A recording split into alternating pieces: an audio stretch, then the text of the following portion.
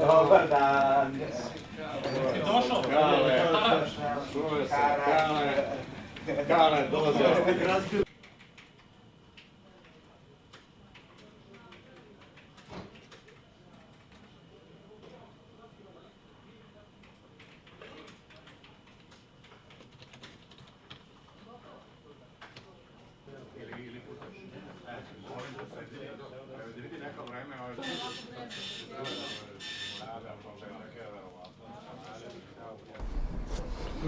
To je a tu je moguće da je čak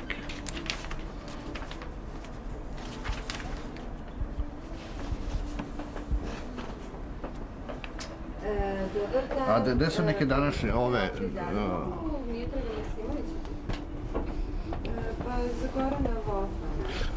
well, that's one of the examples how it used to be.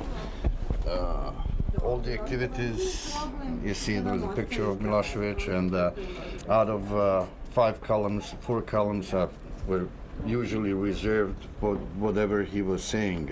So it's a legacy of, let's say, Bolshevik style or whatever. Things we are changing those days, completely different. Then there was one of the stories which Politika, I think, is trying to forget as fast as we can. It's pre-September elections story, which was full of personal insults to the leaders of opposition, and it's part of it is and about President Koštunica and his pets and whatever. The stories which are not real for the journalism. What was it about the pets? I didn't understand that. Well, it was some ironic way of writing how he's preoccupied with his cats and whatever. I can't now recall exactly, but that's